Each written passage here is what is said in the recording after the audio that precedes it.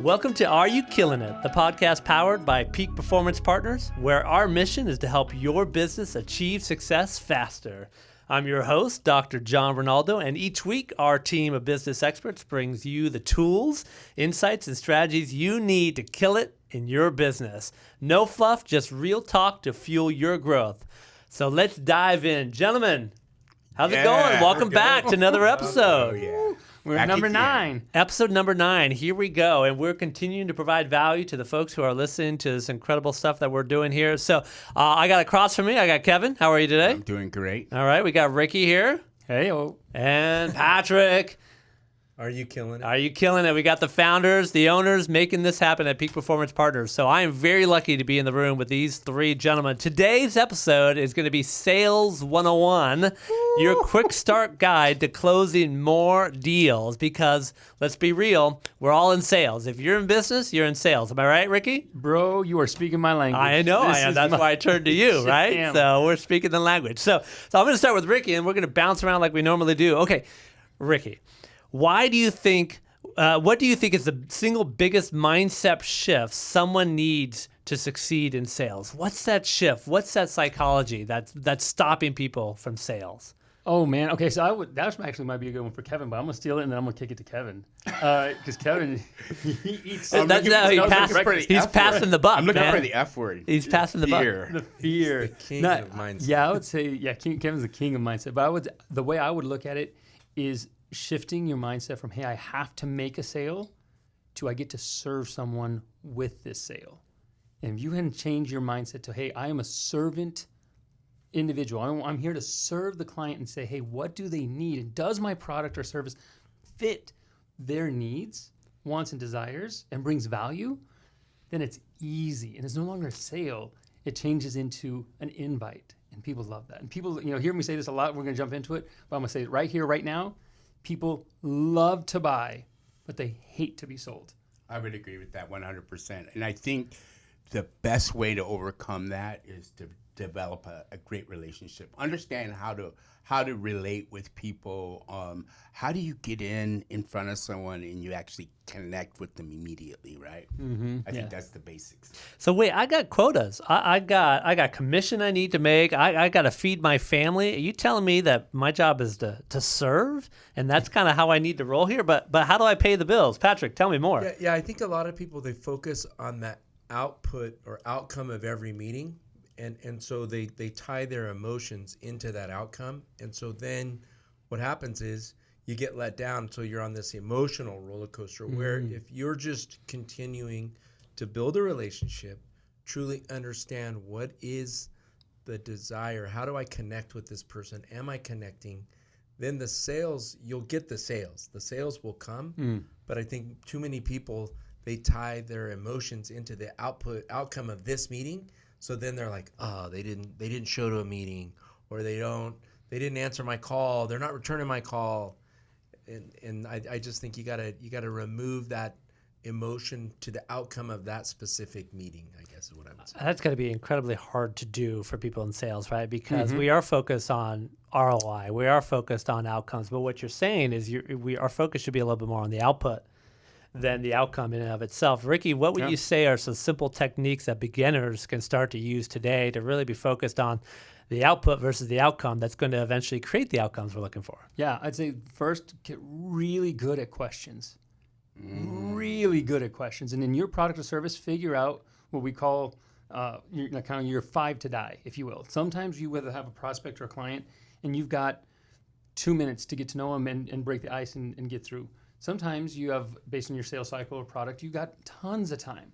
But you need to figure out what is the things that I need to know that really connects my product or service with their needs. They'll end up benefiting them in the end.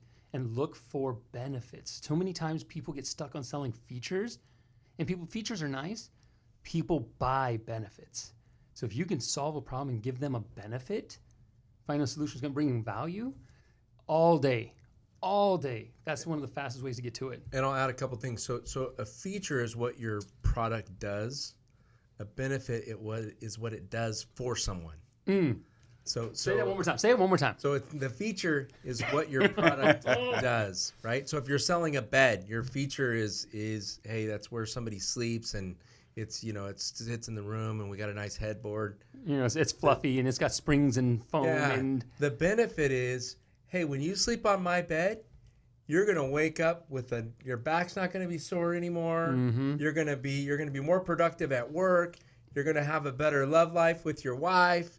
How's that for a benefit? Yeah, exactly, right? Hey, This is a PG podcast you ready here, to guys. buy my bed? right? And We went to PG-13 here just for a but second. the thing is the feature is, hey, this is a queen bed. It's got a pillow top, and I think most people, they get so caught up into the feature of what it is they do, or their product service, that they forget about the benefits. And to that point, I would say that a feature is where most sales stale. They fall out right there, because a feature is, and what I like to say is, when you're talking about discovery, your feature is that first line of questioning, and that's where most salespeople fail, because they've got the first line of questioning.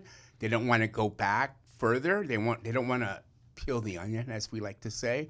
And when you typically ask second and third layer questions, that's when you can start talking about benefits, because then you're connecting a need with a solution, and that only comes in second and third layer questioning. Well, and certainly features in the way technology is progressing, your features become outdated very quickly in the market these days, right? And so if they're going, oh, there's better features on, round 2 of this, or someone else has got a better feature, I'm going to go now move to there, because they're so focused on the features versus the benefits. But if they're sold on the benefits, they're like, this has what I need for the benefits. I don't need to then go to round 2 or go to another competitor who has another feature, right? Because it changes so quickly. So focus on benefits to feature versus features. But you said something earlier, Ricky, 5 to die. I couldn't let that go, because I need more explanation of what you mean there, because you threw it out there that you just kind of glossed over and moved on. So tell me about this 5 to die. So it was a term that we came up with, and I picked it up in timeshare, right? And if you can sell timeshare, you can sell anything, right? But it was this moment where, when you picked up your prospect or your guest, if you will, right, you brought him into the group presentation, and sometimes if you were the first person to pick up the prospect, you had like 30 minutes to hang out with them and break bread and laugh and build that relationship. If you were the last person on the totem pole, too bad. You had to pick them up, run, get a plate of food, and put them in the room, and the presentation started. So what are the key? Like, if you have plenty of time, then you can ask tons of questions, and second and third layer questions. But if you've got a limited amount of time, if you're pounding the phone trying to figure out if they have a want, need, or desire for your product, what are the most important questions you can ask?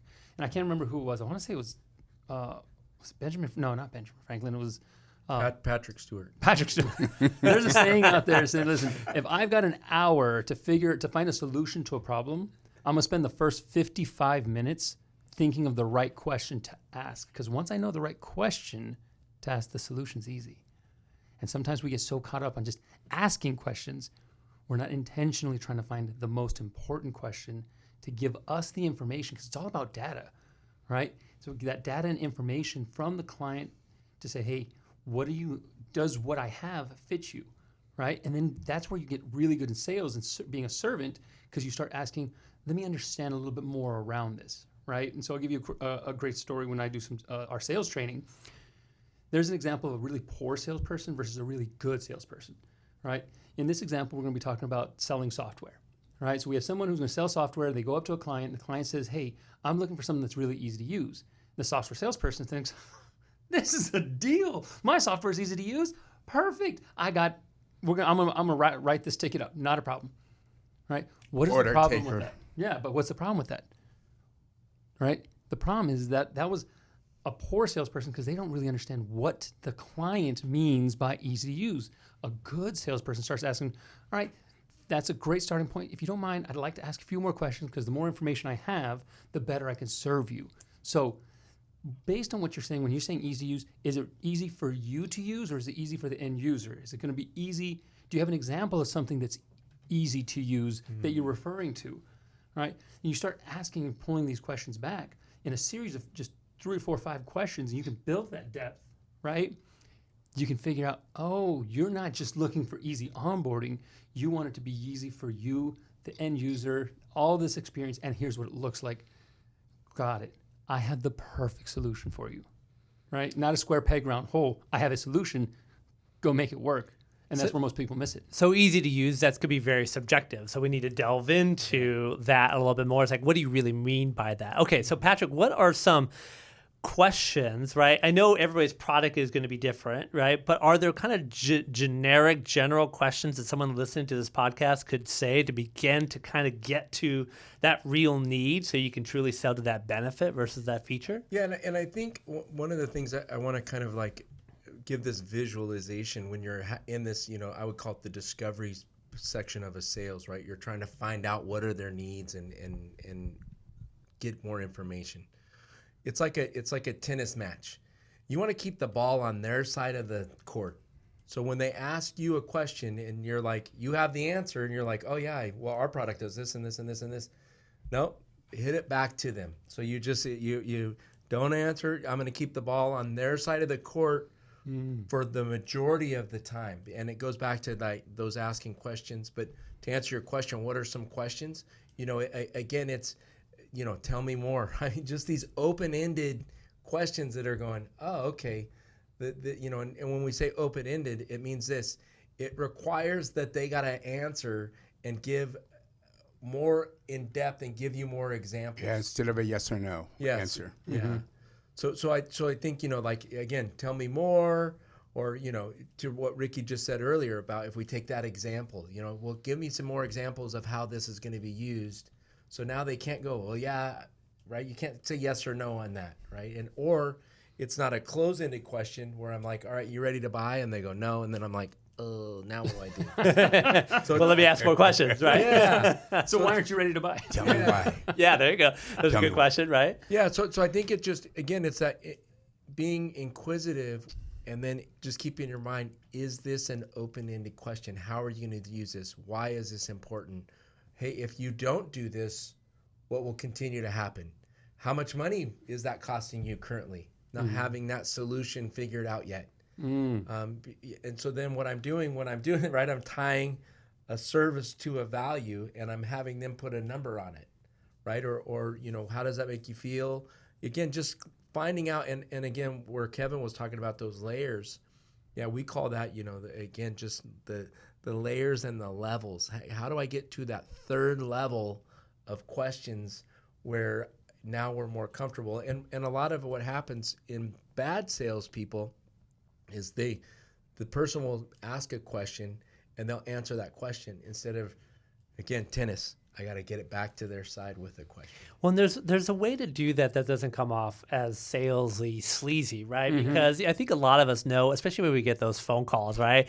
And they don't allow you to say anything. They want you to answer their question, right? And you get them to say, yes, that's me. Oh, well, that type of thing. But what I'm hearing is, in everything that you are all talking about, is that there truly needs to be a care for the person you're talking to, right? So it's not just about the sales, it's not just about the product, it's about the person, and there needs to be some sort of level of care to be able to provide the best product, the best service that individual needs. Kevin, how do we go about really ensuring that they understand that I'm not just trying to sell a product to you, I'm not a sleazy sales guy, I actually care about you, and I want to help you, and maybe I can help you. I don't know that yet until I ask questions. Absolutely. How do we go about doing that? So I think it begins, and I know it begins early on with just how do you build and develop that rapport with someone? I used to say, if I can take 3 seconds to find something about you that I can connect with, my conversation is going to be a lot easier. My talk track, I know where I want to go. I know what my goal is. And truly, someone that can truly interview or ask the right questions can truly uncover where that need is. And they don't uncover it by the right question.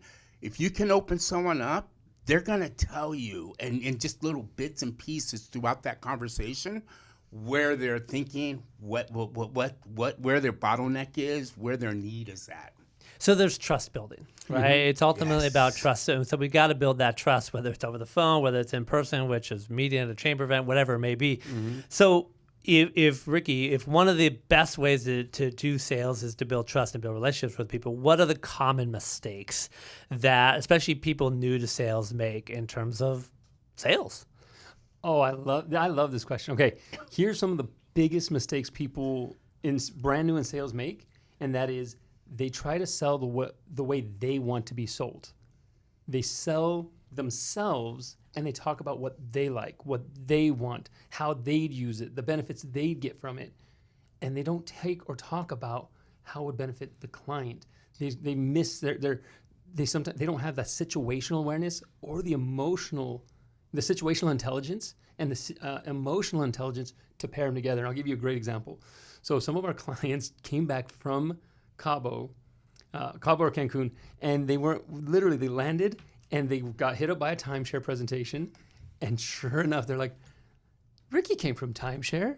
Let's go see what this presentation's all about. Let's go see and they had this guy, they met him. He was suited up. And they said it was the worst experience because the entire time he would not stop talking about him. I am so rich. I'm so wealthy. I've got properties here and properties there. And I have my kids, and they're on holiday with their kids. Their kids are itty bitty, right? Their kids are in elementary school. And he's talking about, I use this and I send my kids on vacation with their friends. They're like, read the room, bro. Like, I'm not buying this to send my kids on vacation. And that's where poor salespeople miss it because they are not listening. They're not reading the situation. They're not looking, saying, hey, how will my product or service fit your wants, needs, or desires? And then it goes back to know, like, trust, right? How do you get to know someone? How do you get to like someone? And how do you get that trust?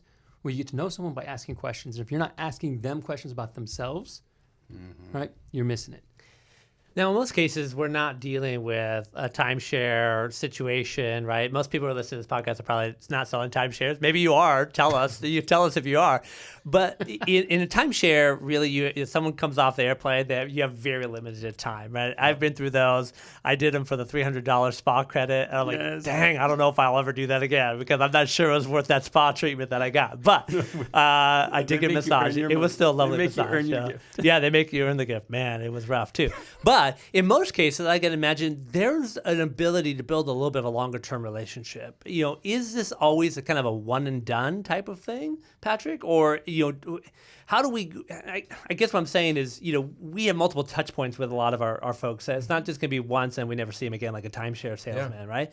What does that look like? How would I, as a sales guy, go about having multiple touches with these people over the course of days, weeks, or months even? Well, and I think that goes back to kind of what Ricky was talking about, that the know, like, trust, like getting into that trust level, right? So the first time somebody meets you, and again, we talk to a lot of people that go to, networking events, chamber events, and they're like, yeah, I just don't really get any business out of these. And it truly is because typically what they're doing is they're looking for that fast sale. And so then they get frustrated because they're not alone. I would say the majority there are people looking for a fast sale. So when you go in and go, hey, I want to serve. I want to find out, hey, how can I help you? And maybe it has nothing to do with most of the time it is. It's probably none of the products that we serve is where they need help. So they maybe need an accountant, or they need an attorney, or they need to meet somebody that they need to meet a pool guy because they have pool service at their home. So it's when you can give that service and give a referral or a recommendation to somebody, because now all of a sudden, again, you're building that rapport. Next time you see me, you're going to be like, oh yeah, there's that guy that gave me. You and I met at a networking event. Yes, we happened to be sitting at a table, and that's where we met. That's right. It was the Henderson Chamber. It was their State of the Chamber. I totally remember at the M. Yeah, and I remember, we were like, hey, what are you doing? What do you got going on? And truly, I was curious. I was like, all right, I want to come visit your property.